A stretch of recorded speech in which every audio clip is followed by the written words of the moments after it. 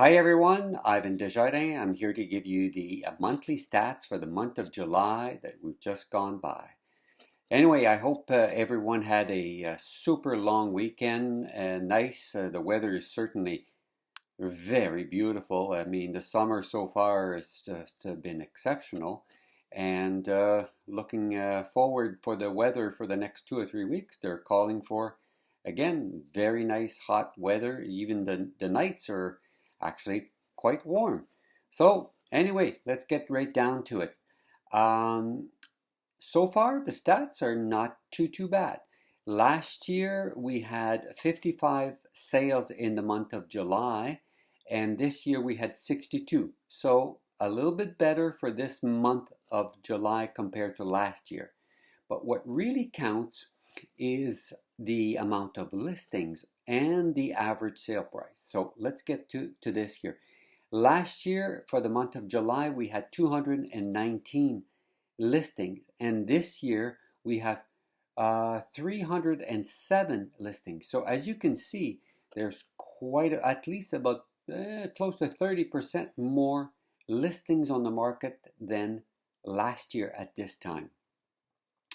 And the sales, the amount of sales, I told you this month, the month of July that we just gone by, was a little bit better than the month of July last year. However, year to date, that's what really counts. Year to date, let's just say the first 7 months. We've completed 7 months now in the year 2025. Last year we had 456 units sold, and this year we have 403.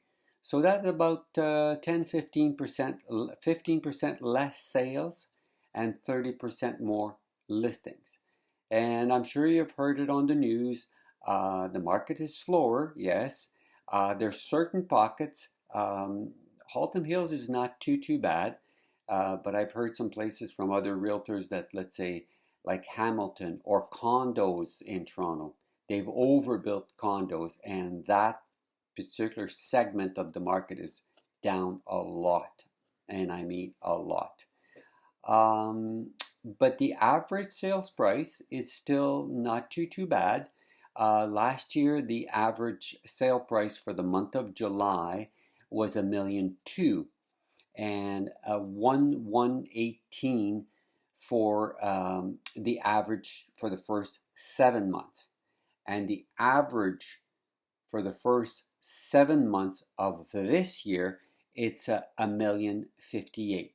So we're down probably about, let me do the calculation here, about 70,000, let's say $70,000 on average. Yes, it keeps on going that there's pressure on the price. You got to remember, I don't know if you saw it on the news, I know they mentioned this quite a few times.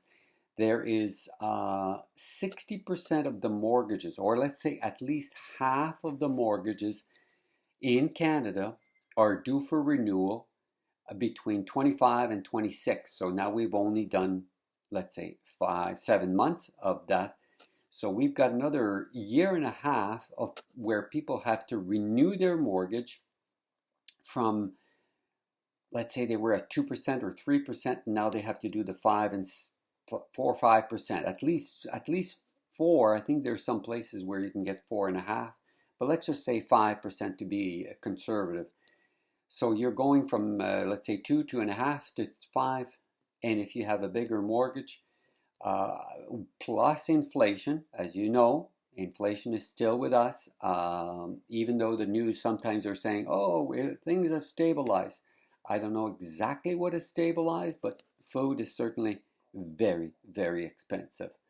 So with all that said, people have less disposable income, especially if their mortgage renewal calls for them to pay $4, $5, $6, or $1,000 more a month, and already things are a little bit more expensive. It leaves you less disposable income. That's probably a big reason why we have a lot more houses on the market. People are, feeling the pressure if they bought too much home. I've always said this over and over. Don't buy more houses than you can choose.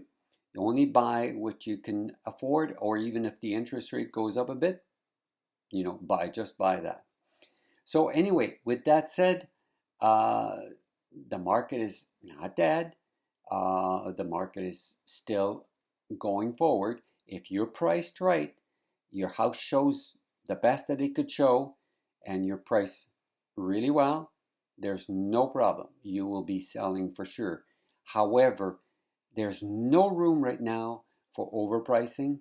And don't be, upset if you could have got 1.5 million when, during COVID time, and now, it's like dropping to 1.2 million.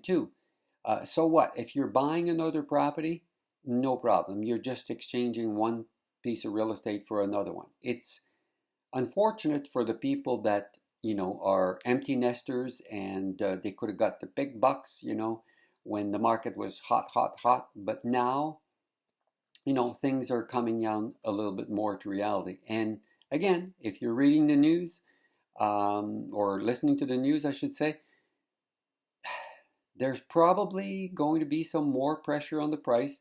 You'll probably see the price coming down a little further, which I said, like I just said a little earlier, with this amount of people that are renewing their mortgage, and their mortgage payments basically is going up, unless the interest rates were to drop drastically, which I don't think so. As you know, the Bank of Canada just decided to hold their key interest rates. So anyway, if you have any questions whatsoever, feel free to give us a call, myself or Sheryl, and we'll be happy to give you an evaluation of your home, or more importantly, how to get your house ready to have it for sale, even if it's this year or next year. Because sometimes I know someone recently, a client of mine, just said, how, and it took them about another 8 to 9 months to get their house ready. By the time they do a little bit of painting, by the time they do a little decluttering, and so on and so on, it takes time, especially if you've accumulated a lot of stuff, and you just want to get your house ready, because your house always shows better if it's empty. Not empty, I mean nothing in the house, but I mean where to the point, when you go to model homes, it's not cluttered. There's just the basic furniture in there, and it gives you an idea. Because if you have too much stuff, people can't see their stuff into your space. So anyway, with that said, give us a call. We'll be glad to hear from you. Any questions you might have, we'll be glad to answer anything. In the meantime, have a great day and continue to enjoy this beautiful summer.